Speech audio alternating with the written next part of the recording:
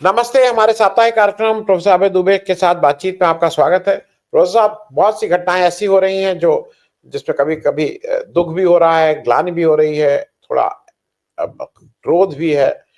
और top of the agenda ये है जो मोदी जी जिस तरह की भाषा और जिस तरह का व्यवहार कर रहे हैं। 22 अप्रैल को ये सब हुआ था।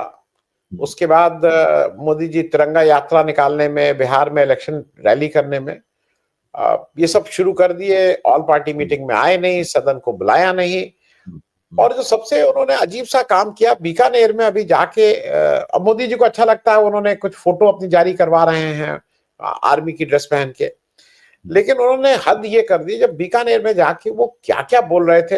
मैं अबे भाई, मैं ईमानदारी से बताऊं, लखनऊ यूनिवर्सिटी के स्टूडेंट यूनियन इलेक्शन में भी लोग नहीं बोलते थे, कॉलेज के इलेक्शन में लोग इस तरह की भाषा का करते थे, गंगा की कसम, यमुना की कसम, और लहू और क्या।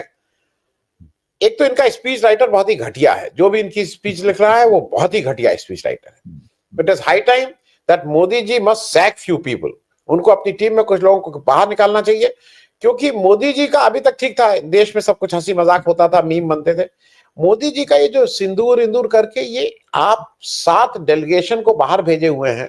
सोचिए, उनको बाहर भेज के आप इस तरह की जो भाषा का इस्तेमाल कर रहे हैं कि ये कर देंगे वो कर देंगे, आप इस डेलीगेशन को क्यों भेजें? उसके लिए भी मुसीबत पैदा कर रहे हैं। तो पहली चीज ये कि जो इनके लहू में सिंदूर और गर्म सिंदूर और उबल रहा है और ठंडा दिमाग, ये मतलब मोदी जी को क्या हो गया है भाई? अब है भाई। देखिए, मोदी जी को कोई जो हुआ है वो कोई नई चीज नहीं है। हमेशा मोदी जी की राजनीति जो है वो दो धरातलों के ऊपर चली है। एक धरातल है गवर्नेंस का धरातल, जिसके अंदर विदेश नीति भी आती है, रक्षा नीति भी आती है, गृह नीति भी आती है, सब आती, सारी नीतियां आती हैं, गवर्नेंस का धरातल है। और दूसरा है मोदी जी की व्यक्तिगत छवि का धरातल। तो ये जो विदेश मंत्रालय का प्रवक्ता क्या बोल रहा है, जो विपक्षी सांसदों के सर्वदलीय मीटिंग हो रही है, विपक्षी सांसदों के नेतृत्व में दुनिया में दल जा रहे हैं, ये है गवर्नेंस वाले धरातल पे ये सब घटनाएं घटित कराई जा रही हैं। वो एक अलग प्रक्रिया है जो चल रही है। दूसरी इस प्रक्रिया में मुझे लगता है कि सरकार थोड़ी बहुत गड़बड़ियों और थोड़े बहुत लड़खड़ाने के लड़खड़ा भी रही है, लेकिन आगे भी बढ़ रही है। लड़खड़ा भी रही है, आगे लड़खड़ा कहाँ रही है, ये भी इस पर हम लोग चर्चा करेंगे, क्योंकि उसके लड़खड़ाने का सीधा असर पहले वाले धरातल पर पड़ता है, जहां मोदी जी अपनी छवि के संकट से जूझ रहे हैं। देखिए, 2013 में जब वो प्रधानमंत्री पद के उम्मीदवार बने थे, तो परिस्थितियां बिल्कुल उनके अनुकूल थीं और उन्होंने एक पूरी प्रोपेगेंडा की एक डिजाइन बनाई अपने, जो बहुत पहले से चला रहे थे। गुजरात के मुख्यमंत्री थे, वाइब्रेंट गुजरात के जमाने से एक प्रोपेगेंडा डिजाइन चल रही थी। उसमें देश के बड़े से बड़े पूंजीपति शामिल थे, मीडिया शामिल था, उनकी पार्टी के कार्यकर्ता शामिल थे। राष्ट्रीय स्वयंसेवक संघ ने भी अनमने ढंग से ही नहीं, उनको प्रधानमंत्री पद का उम्मीदवार मान ही लिया था। तो उसका भी कहना था कि भाई इनको कामयाब तो कराना ही है, आखिरकार उम्मीदवार तो हमारे ही है। तो वो सब लोग भी लग गए थे।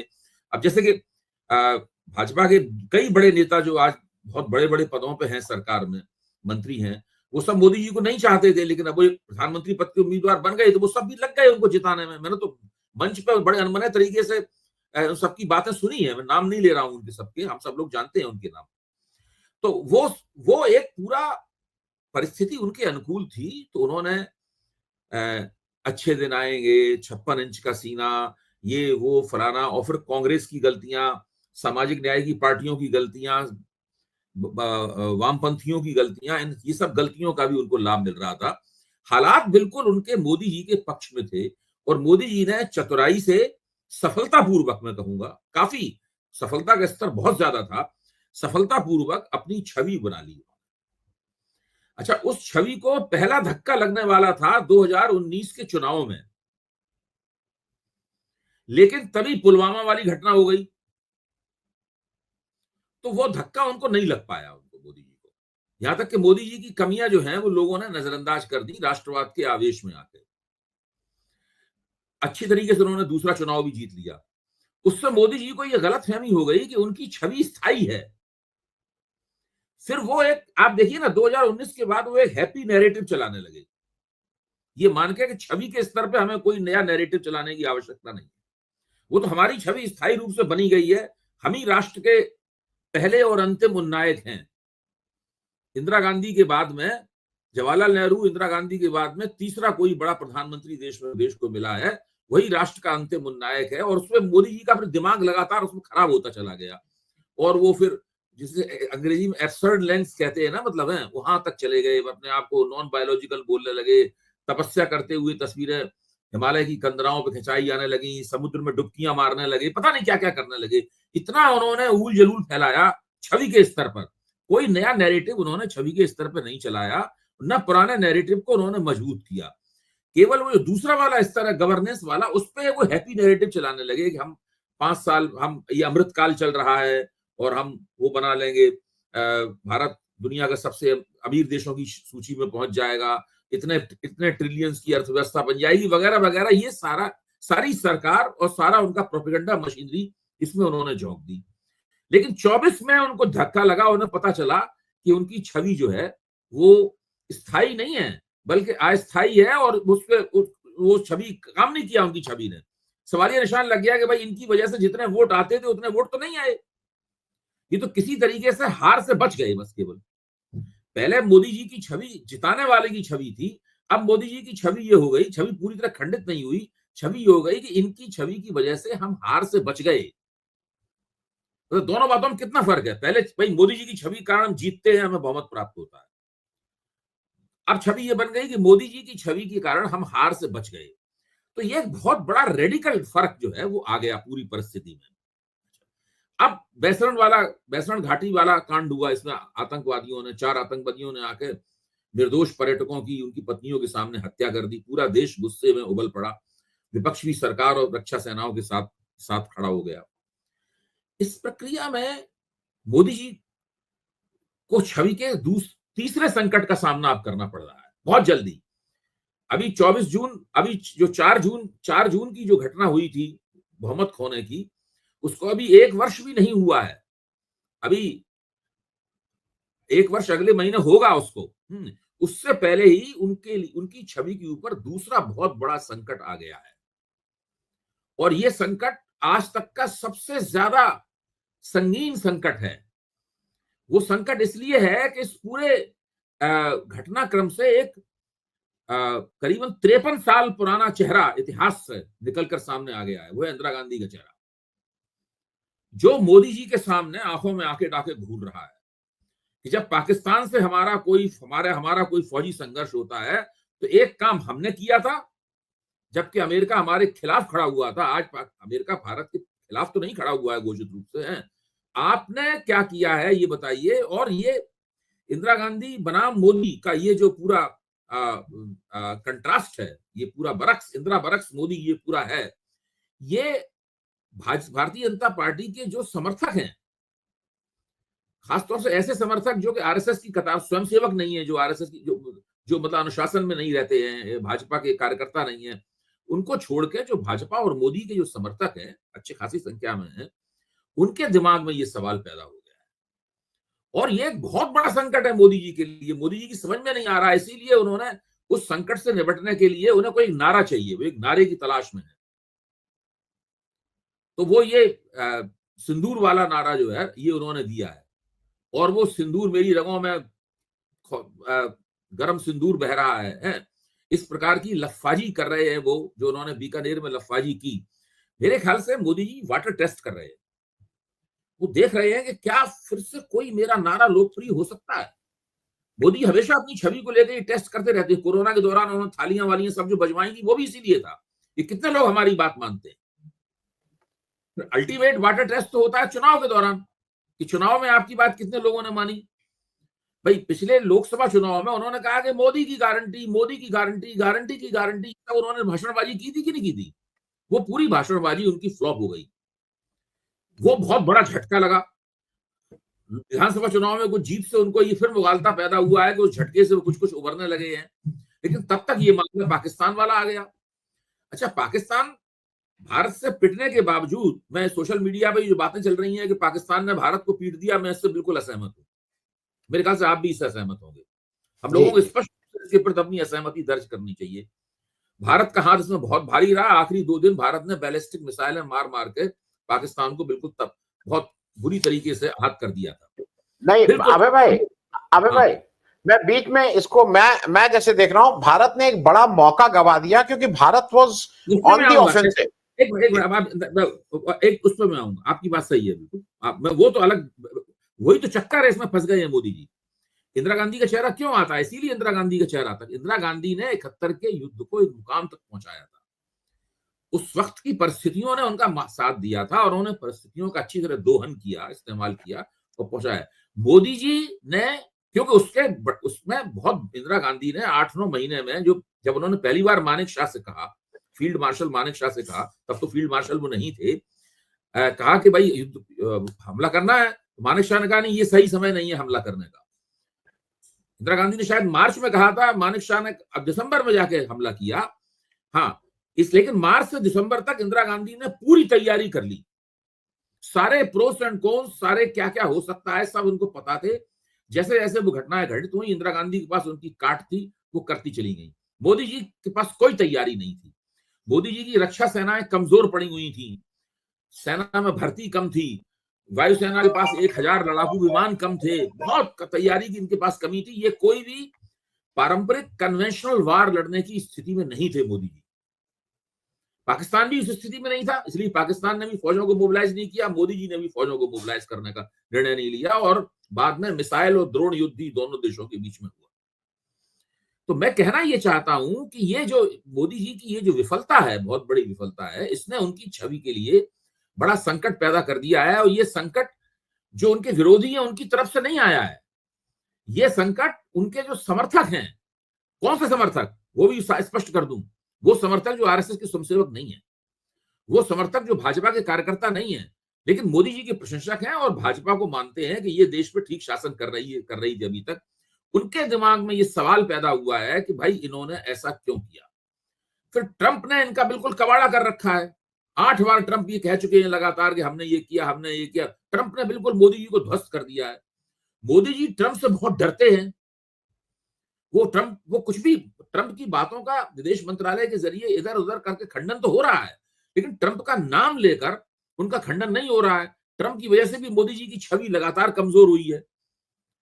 दूसरे ये जो अटपटा किस्म का संघर्ष विराम किया, इसकी वजह से मोदी जी उस वक्त संघर्ष विराम किया जब भारत का हाथ भारी था, जब भारत पाकिस्तान को बुरी तरह कूट रहा था, तब संघर्ष, इसकी वजह से भी छवि। अब सवाल ये है कि इस छवि में जो गिरावट आई है, इस गिरावट की रिकवरी कैसे हो, ये एक बहुत बड़ा संकट है। क्योंकि ये अगर ये गिरावट होती ही रही तो संघ और भाजपा के संबंधों में एक नई बात पैदा हो जाएगी। संघ इस निर्णय पर पहुंच जाएगा कि अब मोदी जी को हटा ही देना है। अभी तक तो उससे विचार चल रहा है, लेकिन हटा देने के निर्णय पहुंच, संघ जानता है कि अर्थव्यवस्था ठीक से चला नहीं रही है। संघ इस बात को जानता है कि अर्थव्यवस्था ठीक से चल नहीं रही है। यहां तक कि पिछले चुनाव के, लोकसभा चुनाव से पहले ही दत्तात्रेय होसबोले ने जो मशहूर विख्यात बयान दिया था, ऑर्गेनाइजर में लेख छपे थे, उन सब में था कि भाई केवल हिंदुत्व और मोदी के नाम पे नहीं जीतेंगे, आपको अर्थव्यवस्था के नाम पे कुछ करना पड़ेगा, लोगों की आमदनी बहुत कम है। ये सब बातें हुई थी ना सारी सारी, और उनकी संघ की बातें वो सही निकली। हम भी यही बात कहते थे, हमारी बातें भी सही निकली। हम सब लोग कहते थे कि भारतीय जनता पार्टी की 250 के आसपास सीटें आएंगी, 240 आगे रुक गई, 240 में रुक गई भारतीय जनता पार्टी आगे। हम सब लोगों का मानना सही निकला उस पूरे चुनाव में। तो मैं ये कह रहा हूं कि नरेंद्र मोदी को नहीं पता है कि उनकी छवि की रिकवरी कैसे होगी। लफाजी से एक बार उनकी छवि बन चुकी है, अब केवल लफाजी से नहीं बनेगी। जनता लफाजी से आजिज आ चुकी है ना। वो अगर राहुल गांधी लफाजी करते हैं तो उनकी बात भी नहीं मानेगी, नरेंद्र मोदी लफाजी करेंगे वो उनकी बात भी नहीं मानेगी, अगर और कोई नेता लफाजी करता है तो उनकी बात भी नहीं मानी जाएगी। सारे नेता राजनीति की ठोस जमीन पर अपनी उनकी उपलब्धियां राजनीति की ठोस जमीन पर कसौटी पर कसी जा रही हैं। इस वक्त देश में राजनीतिक माहौल यह है, और नरेंद्र मोदी की सबसे ज्यादा कसी जा रही है क्योंकि वो प्रधानमंत्री हैं और 11वां साल चल रहा है उनके प्रधानमंत्रित्व का। गठजोड़ सरकार में भी कोई उनके हाथ नहीं रुके हुए हैं। सरकार जरूर गठजोड़ सरकार है, ऐसा नहीं है कि उनके पार्टनर उनको तो रोक रहे हो कोई नीति बनाने से या कोई कुछ काम करने से। भाई सवाल तो, अच्छा, कांग्रेस ने सवालों की एक फहरिस्त दी है उनके सामने, केवल मैं इसलिए उन सवालों की तस्दीक नहीं कर रहा हूं कि वो कांग्रेस के हैं, लेकिन पहली बार मुझे क्या लग रहा है आनंद जी, कि पहली बार कांग्रेस ने वो सवाल उठाए हैं जो जनता के मन में है। अभी तक क्या होता था कि कांग्रेस जो सवाल उठाती थी उसमें बहुत सारे सवाल जनता के मन में नहीं होते थे, इसलिए कुछ होते थे कुछ नहीं होते थे, तो वो बहुत ही वो मिला जुला मामला होता था।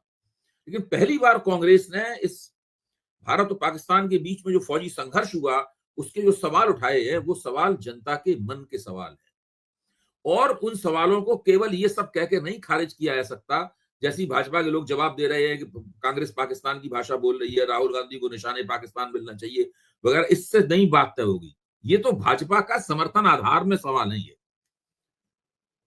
और ये जी जी मेरी रगों में सिंदूर बह रहा है, इस प्रकार की लफाजी से भारतीय जनता पार्टी का एक वोट भी नहीं बढ़ने वाला है। जी लोग ये सवाल पूछते रहेंगे, लोगों को जब तक ये ट्रंप का नाम लेकर खंडन नहीं करते तब तक पहली बात इनकी अमेरिका और ट्रंप के पिट्ठू के रूप में जो उनकी इमेज है, छवि है, वो लगातार बढ़ती जाए, पक्की होती रहेगी। क्योंकि ट्रंप तो रोज बोल रहे हैं, अभी एप्पल के सवाल पर उन्होंने जो बोला वो तो बिल्कुल भारत के हितों के विपरीत है। खुल के एक आदमी खुल के भारत के हितों को लातों से मार रहा है, किक मार रहा है, लगातार किकिंग कर रहा है, उसकी किक मार रहा है उसको, और आप कुछ नहीं कह पाते हैं उसके अंदर।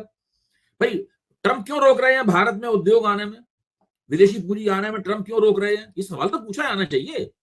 जी जी मैं अबे भाई मैं दो चीजें सिर्फ इसमें इसको कर दूं, जो आपने चूंकि वो बात उठाई, एकदम से लग रहा है कि कांग्रेस में भी कुछ चेंज हो रहा है। एक तो चेंज नहीं है, वो व्यक्ति वैसे ही काम कर रहा था, लोगों का परसेप्शन बदला।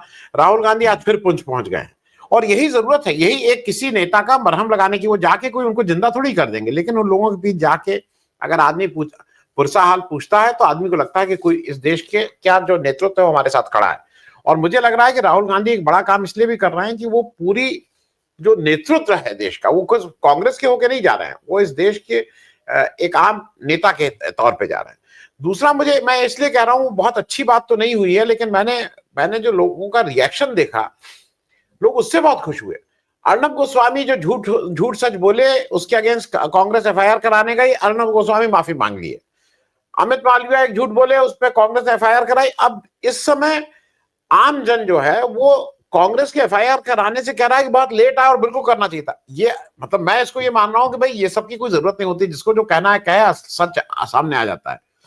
लेकिन इस खेल में कहीं ना कहीं कांग्रेस भी अब जगी है, कितना सफल होगी ये नहीं मालूम। मैं एक चीज अब भाई लेकिन आपसे जोड़ूंगा, मैं यहाँ छोड़ी बात जोड़ूंगा। मेरा अनुरोध है कि इस मसले को हम लोग आज की चर्चा में थोड़ा ज्यादा चलाएं, भले कोई दूसरा मुद्दा ना हो पाए। आप ये देखिए कि कांग्रेस अपने पत्ते इस बार सही खेलते हुए दिख रही है। वो एफआईआर कर रही है, वो माफी मांगने पे मजबूर कर रही है गोदी मीडिया के कुख्यात एंकर को। दूसरी तरफ जो वो सवाल पूछ रही है जो जनता के मन में है। दूसरी तरफ भाजपा और उनकी सरकार जो है वो गलतियां पे गलतियां कर रही है, और फिर उस गलतियों को सुधार करने के चक्कर में और गलतियां, मतलब mistake compounded by further mistake, ये हो रहा है।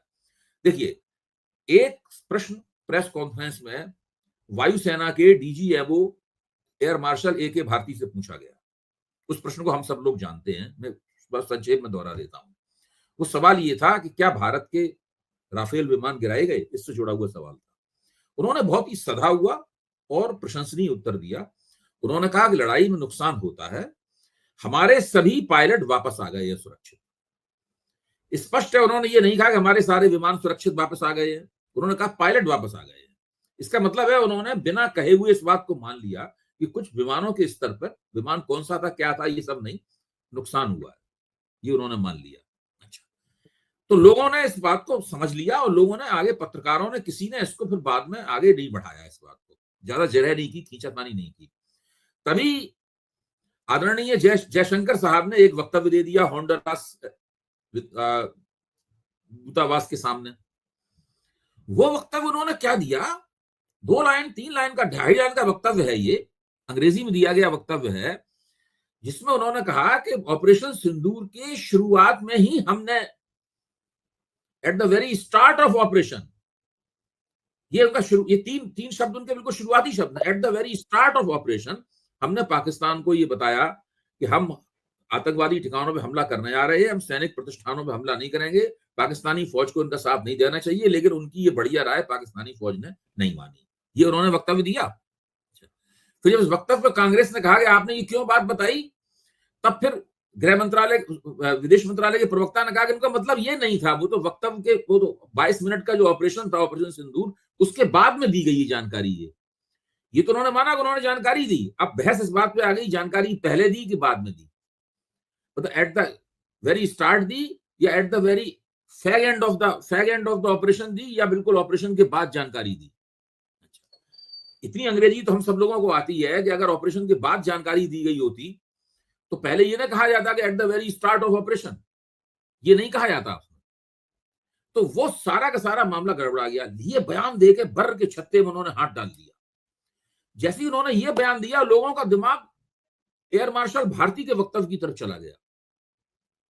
लोगों ने सोचा कि भाई कैसे पाकिस्तान के पास वो अलर्टनेस, वो चौकन्नापन, वो तैयारी कैसे थी कि जब भारत के राफेल विमान आसमान में एयरबोर्न होकर मिसाइलें दागने की तैयारी कर रहे होंगे, दागने ही वाले होंगे 9 ठिकानों के ऊपर, उसी वक्त उसने उनको चेकमेट करने की तैयारी कैसे कर ली उसने।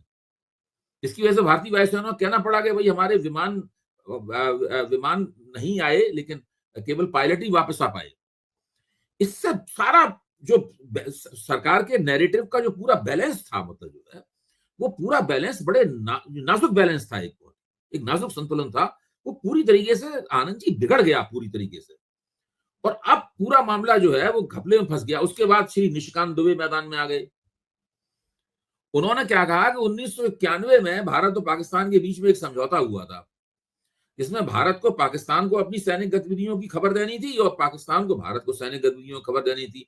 उसके तहत बताया गया ये, यानी विदेश मंत्रालय के प्रवक्ता की बात का खंडन कर दिया उन्होंने, और खंडन भी इस तरीके से किया जिसको मैं विशुद्ध कहूंगा केवल मूर्खतापूर्ण ढंग से खंडन किया। क्योंकि भारत और पाकिस्तान के बीच में जो समझौता हुआ था, जो चंद्रशेखर जब प्रधानमंत्री थे तब समझौता हुआ था, लागू तब हुआ जब नरसिंह राव प्रधानमंत्री थे। वो समझौता तो युद्ध अभ्यास के बारे में था, वॉर एक्सरसाइजेस के बारे में था, जो हमला नहीं होता है। इसके बारे में कहा जाता है कि अब इस समय युद्ध एक्सरसाइज करेंगे, आपको बता दे रहे हैं, कोई आप ये चौंकिए मत, हम आपके ऊपर हमला करने नहीं आ रहे। हमारी पनडुब्बियां भी मूव करेंगी, हमारे हवाई जहाज भी उड़ेंगे, हमारी फौजें भी मूव करेंगी, हमारी टैंक भी घूमेंगे, हम कोई फायरिंग वायरिंग भी करेंगे। वो कोई आपके मतलब ये समझौता था कि भारत पाकिस्तान को बताएगा, पाकिस्तान भारत को बताएगा। उसका भारत जो हमला करा आतंकवादियों के ऊपर, उससे कोई ताल्लुक नहीं था। तो निशिकांत दुबे, एयर मार्शल भारती, पाकिस्तान विदेश मंत्रालय के प्रवक्ता जायसवाल साहब, रणधीर जायसवाल, और विदेश मंत्री जयशंकर, ये इन 4 लोगों के वक्तव्यों को आपने कहा क्या रायता फैलाया है बीजेपी ने, क्या खिचड़ी बनाई है, बदजायका खिचड़ी जिससे पेट और खराब हो जाए। ऐसी खिचड़ी बना के तैयार कर रखी है इन लोगों ने, जिससे पूरी की पूरी सरकार का नैरेटिव जो है ना पूरी तरीके से हिल गया है। सारी दुनिया में हिला हुआ है सरकार का नैरेटिव, और ये प्रधानमंत्री की जो छवि है उसको और ज्यादा नुकसान पहुंचा रहा है। ऊपर से ट्रंप जो है नींबू निचोड़ते हैं घाव के ऊपर, फिर उसमें नमक छिड़कते हैं और फिर से नींबू निचोड़ते हैं। जी नहीं, मैं लेकिन अबे भाई इसको मैं 1-2 चीजें और आपको इसको ऐड कर दूं। पहला, ये जो भाजपा सरकार है, ये रक्षा अधिकारियों के पीठ के पीछे छुपने की कोशिश कर रही है और मेरे हिसाब से गलत है। आप उनसे क्यों स्टेटमेंट दिलवा रहे हैं? आप उनसे क्यों स्टेटमेंट दिलवा रहे हैं कि स्वर्ण मंदिर में हमने कवर करने के लिए वो मूव किया था, और फिर स्वर्ण मंदिर कह रहा है तो वो करना है? मेरे हिसाब से ये आप बिल्कुल गलत काम कर रहे हैं, भारत, ये जो भाजपा सरकार है।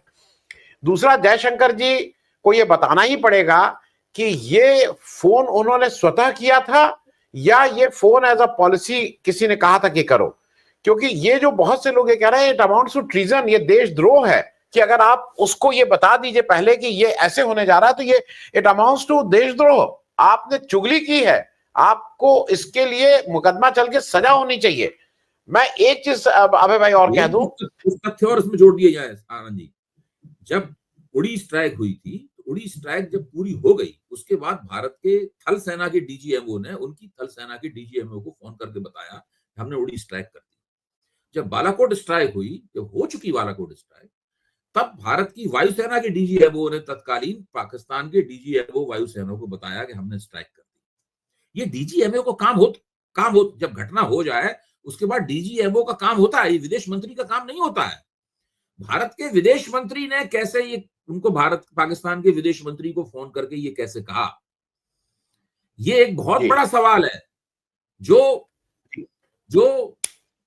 इसका जवाब जब तक नहीं आएगा तब तक ये सवाल पूछा जाता रहेगा। इस सवाल नहीं में और क्या किया है जी जी अबे भाई मैं इसलिए देखिए, कह आप दूं एक कि जो बात देखिए कह रहे हैं कि रक्षा अधिकारियों के पीछे छुप रही है, उसमें एक और विकृति पैदा हुई है, वो भी मैं अंडरलाइन कर दूं कि भाई धीरे एक एक करके फौज से कहा गया कि आप इन तथ्यों को लोगों के सामने रखिए ताकि हम लोगों की सफलता की कहानी नैरेटिव लोगों तक पहुंचे। ठीक बात है, लेकिन इसमें एक एक दावा किया गया कि शाहीन मिसाइल पाकिस्तान की जो है वो गिरा दी गई। बाद में वो दावा फौज को वापस लाना पड़ा क्योंकि वो दावा सही नहीं था। तो इसमें इससे क्या होता है कि फौज के रिकॉर्ड की भी क्षति होती है। जी नहीं मैं दो तीन चीजें और कर दूं। देखिए इसके आंसर नहीं है अभी और हम लोग शायद इस स्थिति में नहीं है, लेकिन जब ये सारी बात हो रही है तो साजन मित्तल की बात हो रही है। ये जब सारी बात हो रही है तो मोदी जी जो पहली विजिट पे नेपाल जाते हैं 2014 में, और साजन मित्तल और नवाज शरीफ के लड़के के बीच में फिर वहां पे नेपाल में ही बैठ के बातचीत होती है और इनका एक नया पार्टनरशिप काम शुरू होता है। साजन मित्तल अभी अगर जनवरी फरवरी में जाते हैं पाकिस्तान, ये सारी चीजें एक दूसरे से गुत्थी वो है भाई। ये इतना आसान नहीं है कि हम और आप, हमारे पास अभी कोई तथ्य नहीं इसलिए हम चुप हैं उस पर। मैं लेकिन एक चीज की तरफ और अबे भाई आपका ध्यान वो करूं, ये ट्रंप बिल्कुल इस समय आप ट्रंप के सामने आप कुछ बोल ही नहीं सकते हैं क्योंकि आपको लगता है भैया बोलेंगे तो मालूम नहीं क्या क्या वो करने लगेगा। लेकिन जो मेरे हिसाब से एस जयशंकर साहब से आप कभी कभी कुछ कुछ कहलाने की कोशिश कर रहे हैं, या तो आप ये कहिए कि हम ट्रंप को हेड ऑन उनसे बातचीत करेंगे जैसे बाकी लोग और भी देश कर रहे हैं, या आप बिल्कुल नतमस्तक हो गए तो लेटे रहिए, सिर भी उठाने की कोशिश मत करिए क्योंकि 9 जुलाई से पहले ट्रेड के एग्रीमेंट्स होने हैं। ट्रंप का जो अभी मूड है वो यहाँ के में जो हैं ऑलरेडी संस्थाएं उनको कह रहा है कि यहां से बुरिया बिस्तर बांधो और अमेरिका चलो।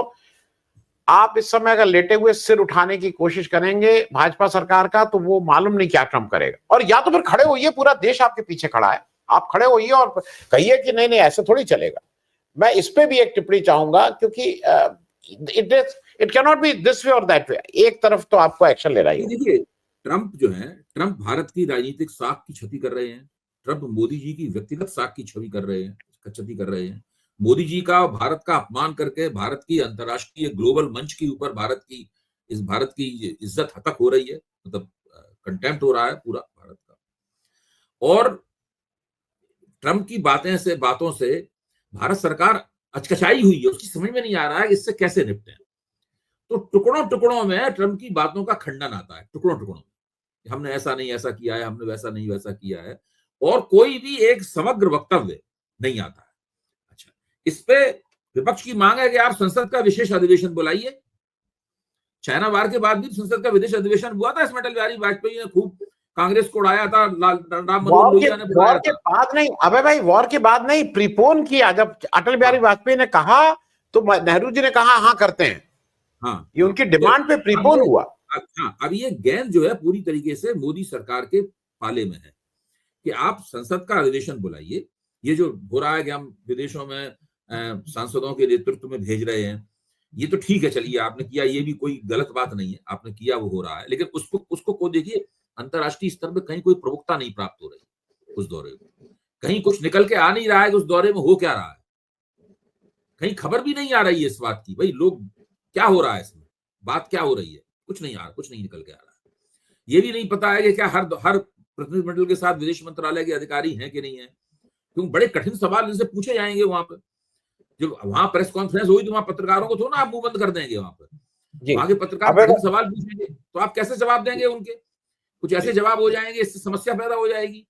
तो ये सब भाई मैं एक छोटी टिप्पणी चाहूंगा क्योंकि वो नहीं, और वो इसलिए जरूरी है कि मतलब ये कहीं तो कुछ करो।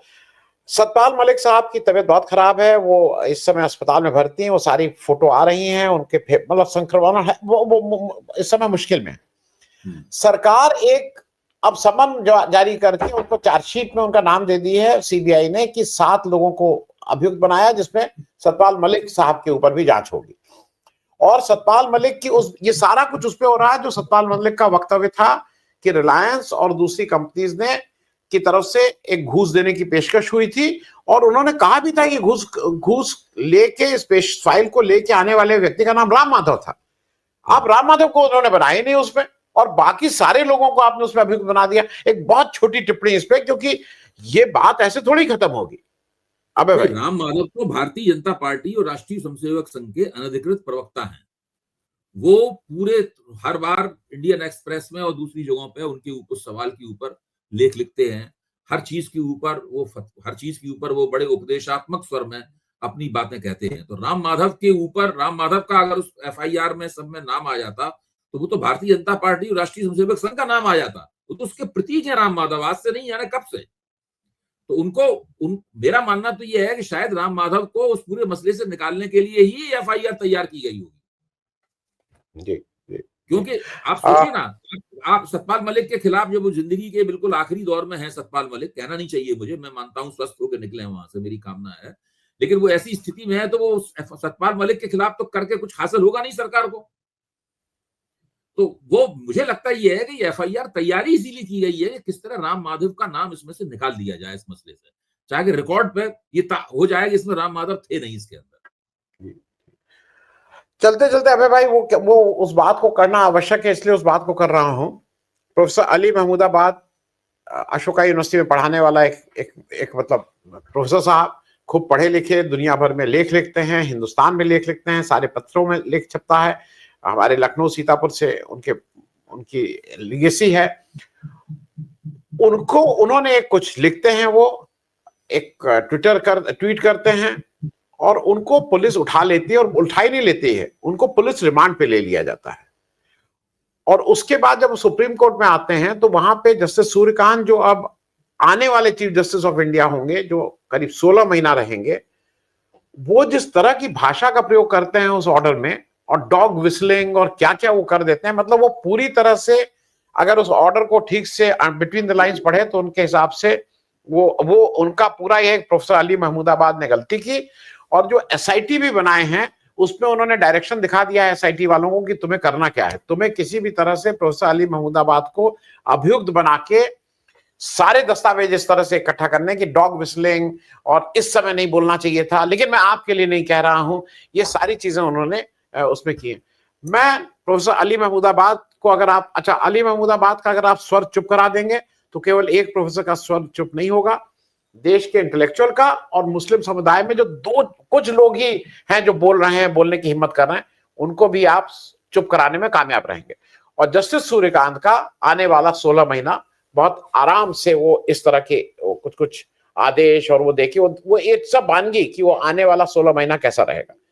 देखिए, मुझे तो क्या लगता है कि मैं इस मसले पर काफी सार्वजनिक बहस कर चुका हूँ, और मेरा जो उसमें रवैया है बिल्कुल स्पष्ट है कि जस्टिस महमूदाबाद को सुप्रीम कोर्ट से, प्रोफेसर महमूदाबाद को सुप्रीम कोर्ट से पूरी राहत प्राप्त होनी चाहिए थी, और सरकार के गाल पे एक तमाचा सुप्रीम कोर्ट को मारना चाहिए था, वो नहीं हुआ। आपकी बात सही है। मुझे क्या लगता है, अब मैं थोड़ा सा हम लोगों को समझने की कोशिश करनी चाहिए कि महमूदाबाद के खिलाफ ये कार्रवाई हुई क्यों। उनके खिलाफ हरियाणा महिला आयोग की अध्यक्ष ने और एक पंचायत के मुखिया ने, जो भाजपा का कार्यकर्ता है, उसने वो रपटें क्यों लिखाई, और उन रपटों के ऊपर इतनी फुर्ती के साथ में हरियाणा पुलिस ने एक्शन क्यों लिया। उन्हीं दफाओं में जो दफाएं विजय शाह के खिलाफ थी, वो विजय शाह के खिलाफ कोई कार्रवाई नहीं हुई, अली महमूदाबाद के खिलाफ ये कार्रवाई हुई, ये क्यों हुई। मुझे लगता है कि राष्ट्रीय स्वयंसेवक संघ, जो महमूदाबाद की फैमिली है, पारिवारिक इतिहास है, उसको मद्देनजर रखते हुए ये कार्रवाई कर रही है, ताकि उस मुस्लिम इलीट के ऊपर फोकस दिया जा सके, जिनकी भारत के विभाजन के अंदर पारिवारिक रूप से एक ऐतिहासिक भूमिका थी। महमूदाबाद के परिवार की एक भूमिका है, वो पूरा इतिहास मुझे पता है, और वो भूमिका बहुत ही स्पष्ट है, सब लोग उस भूमिका को जानते हैं। मतलब इसका मतलब ये नहीं है कि उनके उनके मुंह पे टेप लगा देना चाहिए या उन्हें अपनी बात कहने की इजाजत नहीं है। उन्होंने वक्तव्य दिया, मैं उस वक्तव्य से पूरी तरह सहमत हूं।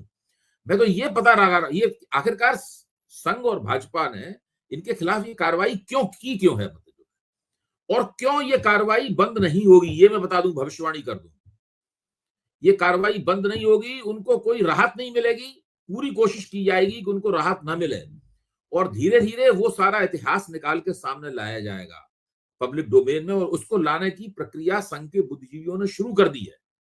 उस तरह के लेख पूरा तथ्यात्मक रूप से वो सब चीजें वो आने लगी हैं, और वो सब चीजें लोगों के सामने रखी जाएंगी, और ताकि इस कार्रवाई को जायज, मतलब वो छूट भी जाते हैं, फिर मुकदमा चलेगा उनके ऊपर, वो ये लोग आखिर तक उस बात को चलाएंगे कि उसके पीछे एक आइडियोलॉजिकल पुश है। जी जी। आज में चर्चा में भाग लेने के लिए प्रोफेसर दुबे बहुत बहुत धन्यवाद। बहुत से प्रश्न रह गए हैं, लेकिन जो सबसे प्रमुख थे उनको कम से कम कवर करने की कोशिश की। थैंक यू सो मच, बहुत बहुत धन्यवाद।